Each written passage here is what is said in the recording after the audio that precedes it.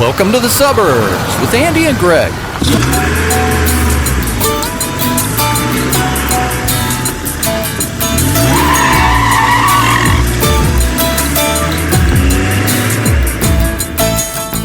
It's time for Season 2, Episode 42. Enjoy. When the germ of an idea of the podcast came up, you and I began thinking about how we would sort of put this together, and we kicked around various names. I think you landed on Welcome to the Suburbs, which is a great name. Do you think it describes... Nonsense. Kind of. Absolutely nothing. Maybe that should have been it. Absolutely nothing. It's time for a new podcast. So when we finally landed on that name, I Googled it just to see what else was out there under that name, and up comes a song called Welcome to the Suburbs by a group called the Kottonmouth Kings. Cotton with a K. You had me stumped on the Kings part. I thought, oh, wait a minute. How you going to spell Kings? The last time I checked, and I'm dyslexic, so, but... With a silent Z at the front. Right.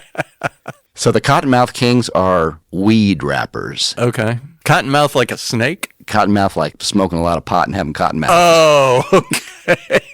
Come on, man. Sorry, man, the DNR part of me, That makes it even funnier. Like, where's the snake come into this? Are they from, like, Louisiana? L.A. Oh, well, I don't even think they have cottonmouths there. There's a genre of music of that type, which I call weed rap, and there's the Insane Clown Posse, one of the more mainstream acts, but these bands are all underground. Are they? I mean, what does that really mean, underground? Mainstream to me is on the radio. Underground would be like not on the radio. Could you listen on Spotify? Yeah, or iTunes. Underground's got a different theme to it now. And there were some underground rap groups that finally broke to their mainstream, like NWA and some of those early hip-hop groups. I would put Kottonmouth Kings on the Mount Rushmore of weed rappers. Okay. So they're kind of the big deal. Do they come to Indy? They've been here. They played the Patio years ago. Oh, wow, the Patio. Okay. 2 degrees of separation between me and the Kottonmouth Kings. You were bitten by a different kind of snake? No. One of Jennifer's bridesmaids' brothers was the lead singer of the Kottonmouth Kings. What? How does that Process that. Wait a minute. So one of Jennifer's bridesmaids' brother. Spike. Of course he is. Not on his birth certificate, I'm sure. Wouldn't it be funny if it was? His real name scratched out, Spike's written in crayon. Did he play at your wedding? He did not. No. You didn't know at the time he was going by his real name, his given name? Polka Boy. So I see you're back from a 2-week stint at the lake. How was that? Man, it was really good. It was busy, and the lake was busy during the week. It's a different place. We'll go for a boat ride in the evening with one of the guys that I ski with, Steve. And he's got a neighbor that sometimes I ski with, and his name is not George. Not George. So we won't call him George because that's not his name. The names have been changed to protect the innocent. Yeah. So anyway, I said, hey, I haven't seen George lately. What's up with him? And he's like, yeah. Nobody has really seen George lately because he got a DUI while boating. And the last time that I saw him, he's so hammered that he falls down on his face and can't even move his hands to protect himself when he face plants. If you look up face plant in the dictionary, that would be a picture of not George. Not George. Or his nickname, NG. Right. I guess college, maybe you kind of learn not to do that. Some of us do. Right. Some. He did not. He's in his ski boat. It's a nice ski boat. The police have been trailing him. I mean, surveillance? I guess they were, yeah. So he gets pulled over, and he's hammered enough that he thinks he needs to escape being pulled over. Logical. Is it? Seems to be, if you're being surveilled by the police. And boop! Bye now. He jumps off the boat to swim for it. And what is it in the sentence? A log? Freedom. I'm just shaking my head right now. I mean, it's not like he's got scuba gear stashed in the boat. He did not have a bug out bag. Right. Could you give me a 5-apple count while I put this tank and mask on? And then he could like pop up in the third basin way away from them. They're just sitting there like the dog when you fake throw the ball. Where'd that guy go? Yeah. Even if he did that, they would still have the boat registration and they know it's not George. Did he throw the anchor out? Dropped it on his foot. Or wrapped it around his foot? Yeah, that would have been a good idea because his wife apparently had been tired of that, and so she kicked him out of the house. Oh. NG, get out. And stay out. He swam for it. They netted him like a largemouth bass. Get the hook. I close my eyes. I can imagine an episode of a cartoon. Basically, yeah. Yes. Like maybe not George of the Jungle. If they didn't have anything else to do that evening, they could just like troll alongside him while he flailed, thinking he was going to shore. Give him just a little bit of hope. Give him a protein bar. Yeah, right. Getting hungry. Right. Okay, Michael Phelps, come on. So they scooped him up. They scooped him up. He did the touch your nose. Fail. So how did his wife handle all of this? She let him be in the house when she's not there. So he would ride his bike around the lake, and that's not a thing. There's a state park in the way. Not a straight shot. There are seasons between then and now. So you're in the winter riding your bike because he didn't have a Vespa. Isn't that the international vehicle for DUIs? Occasionally you'll see a boat being towed by another boat because they just weren't paying attention to the gas gauge. Something broke. I don't know. We call it the tow of shame. I was a party to a tow of shame long ago in the Clarion Band / Polka Boy boat Fish Boy. Similarly, we were up on the White River up north and something happened with the throttle and it came apart into a million pieces. Oh, nice. Anybody got a screwdriver? Basically, yeah, and a beer. So they were trying to fix this thing. Oh, we got it. No problem. And boats kept coming down. Hey, you want a tow? Nah, we're fine. Hey, you want a tow? Oh, we got it. No problem. It was starting to get dark, and this houseboat comes by and said, hey, we're the last boat. You need a tow. And so they did tow us back to the landing because we were just dead in the water. Yeah, when you start hearing crickets. Yeah, it was. It's time to take the tow. And, of course, they were always proud never to be towed. This friend of mine that I ski with, and so he sees this pontoon boat, and they're flailing. And so he gives them a tow, and he gets close to Joe and Mary's place. Do we want to recap who Joe and Mary are? Joe and Mary are these little troll-like people with really bad attitudes. Kind of says it all. Yeah. I've been fired as a client, and I know many people that have. Jeffrey, when we were getting gas, hopped up on their pier. That's just not acceptable. And because he's so clumsy, fell between the pier and the boat and just flailed for a while until we could muscle him back in the boat. Mary was just not happy about that. She barks at everybody about anything. Doesn't make you feel welcome to spend your money at her place. They're one of a couple of places where you can refuel on the lake. She needs to go watch a TED Talk on customer service. You know the Monty Python sketch where the guy is, what is your name? From the Holy Grail. Yes. They whip out the swords and he gets whittled down to Stub. She is the Stub. That's about her height. We've agreed to disagree on pretty much everything that she said. I could say, hi, Mary, and she's got an issue with me. So she's not married, and she lives with her brother, Joe, who is equally as height challenged and equally as poor in his disposition. They could be twins. Might be. Steve can't tell them apart from a distance, so he calls them Joe Mare. Each one's Joe Mare. One brain, two bodies. Yeah, that's kind of the way it is. I think it's Joe that's got the facial hair. I'm not sure. They're entering that age, or it might be Mary. So Dean is towing this pontoon boat over to her, and they're close enough that she can see what's going on. And she looks at him and she goes, "Are you getting gas?" And he's like, "Well, I'm towing." "I got it. Then leave." And he's on the lake? Like, leave the lake? No, leave her presence. Like, go back to what you were doing on the lake before this. Like a transporter. Beam me up. Yeah. I was there getting gas, and I saw the toe of shame. You're going to see more of it there because she's the soup Nazi with gas. Gas Nazi. Yeah, right. She's like, "Slow it down. No gas for you." Yes. I do know people she said that to. We have 4th of July in our rearview mirror. Yes. Here in Carmel, we have a large 4th of July parade every year. Pretty big deal. Do you throw snap and pops at people? I'll get to that. Oh. Foreshadowing. It's a 2-day event, Carmel Fest, and they have the annual Carmel 4th of July parade. So here in Carmel, for weeks prior to the parade, people are staking out where they're going to watch the parade. So they are parking their collapsible seats. What? By the thousands all along the parade route. A week in advance? Weeks in advance. A lawn chair. Collapsible. Collapsible lawn chair. Okay, so what if it storms? It's in a zippered bag. It's protected. And or they are taking tent stakes and ropes and roping off. Oh, like what happened to me at the race. The entire parade route has already been claimed by the Carmelites. Oh, I would just have to violate their... I can't not do that. I can't look at somebody that's staked out their turf like the prairie in the 1600s. Homesteaders. It's comical. Yes. Then the morning of the parade, they take a golf cart and then they put down a chalk candy line along the route for the kids. Do not cross the candy line, because all of the participants in the parade throw candy at the kids the entire time. Throw at them, not toss to. I want to see one of those T-shirt guns. Full of candy. Load it with Skittles. Taste the rainbow. The candy line is laid down. Taste the rainbow.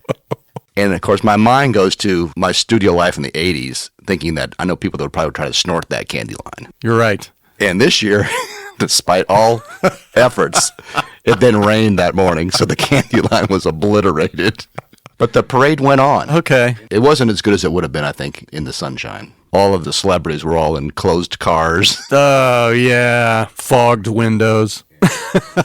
All the marching band people were all in ponchos. Eddie Munster was the grand marshal this year. Was he? Was he in outfit? Couldn't tell.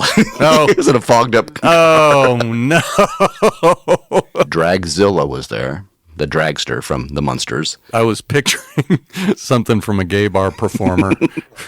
He was there, too, driving the car, waving with a rainbow wig. Okay. Taste the rainbow. Revisiting the lake for a second, there's a guy in our neighborhood, and his dad was a successful car guy, has car lots in Fort Wayne. The son grows up, by default, gets to run the car lots.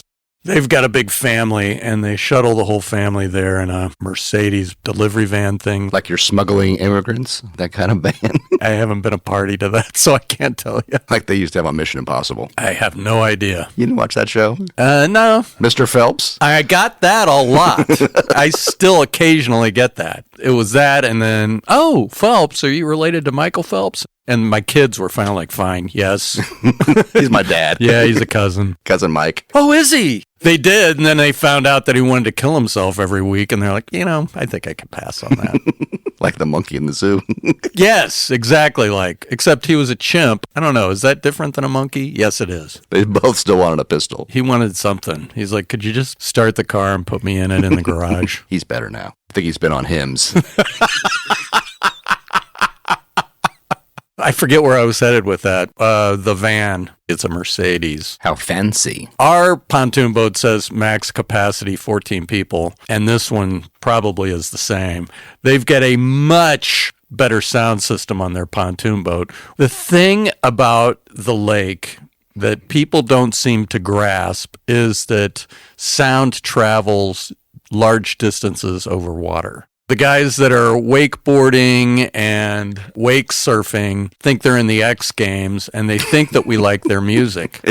And I just want to drive up to them and say, would you shut that motherfucking music off? It's 7 a.m. Dude, you don't like Steve Miller Band? No, it's never Steve Miller Band.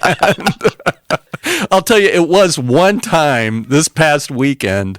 It was Freebird. And I started thinking about the podcast, actually, because of your background in music. Would you say that Freebird is the Stairway to Heaven of Southern rock? Yeah, that's good. I would say it's an anthem of that genre. It is. I was shocked to hear Freebird from a wake surfer that isn't not George. He could have been a 60-something like us. The guys that I've seen that are wakeboarding that are our age, man, those dudes are like doing flips. They are the X Games. Freebird's one of those songs that you think you want to hear, but then after about 8 minutes...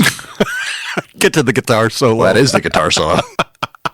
Every time the song Ramblin' Man comes on in Jennifer's car when we're driving, oh, I love this song. And then when they get into that long jam, she's like, boop. But you love that song. Well, I loved it up to that point. Somebody was wake surfing to it. They've got great sound systems, and they've got these giant lights so that they can wake surf in the dark. It looks like shrimp trawlers. So our neighbor, and let's see, what would we say that his name is not? It starts with an N. I'll just say it because I know he's not listening to the podcast. Nimitz. That sounds made up. That's his first name? Unless you're my mom, she would call him Nemeth. And it's just this enormous family, and they all come down at the same time, and they're pulling wagons of liquor. It's like they're heading to Woodstock. It does look like that. And they love Bollywood music. And so... Somebody has to. I guess. Might as well be them. They all go down chatting, talking. Everybody's going to the pier. They get on the pontoon boat. It sinks. Finger cymbals. Belly dancing their way down to the pier.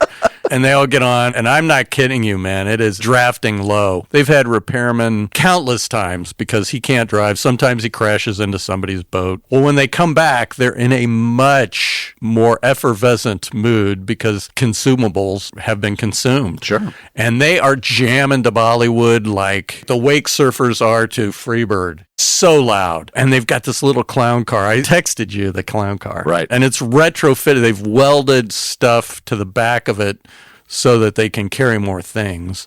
And they actually tow the wagons, like kid wagons with sides on them. They tow those with the clown car.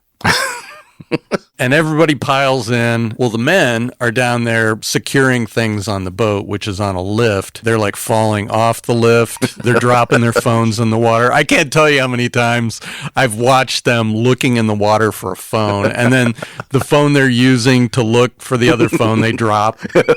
They can't find their keys. Or find my phone. Yeah, right. Spare phone. Oh, I watched one guy try and do a handstand with a cigarette in his mouth. He did a face plant and the cigarette smashed into his face. It's crazy what you see when they're coming back in. Anyway, the Bollywood is on 11. One of the neighbors, thinking that he's being a nice guy, yells, "You guys play the best music on the lake." Well, now it's on 12. Crank that bitch up. Was he serious? I felt like going, man, what the are you talking about? I'm going to go drown you. You take sun on the lake and throw liquor into it. It's almost like it steps up the effect of the liquor. It's like a math equation. It is. Sun plus liquor equals... Hammered. Equals Nimitz can't park right on the lift. It's like hanging off the side. I mean, all kinds of stuff. I heard one of the women in the group go, "Okay, time to sober up until the evening drive." Is that lake drive or drive home? Lake drive in this case. Rinse, wash, repeat. Right. One day later, I'm taking Carly skiing, and we're backing out. I look over my shoulder because there's a buoy on the drop-off line, and there's no buoy. I look back there, I go, "What happened to the buoy?" And Carly said, "I know that buoy was there yesterday." I said, "Yes, it's our buoy." Did somebody actually steal our buoy? And it's got a cinder block and a half and a logging chain that goes to the buoy, which is secured by bolts. So fast forward to later that day, and my sister says, "Hey, I found the buoy," and she shows me a picture.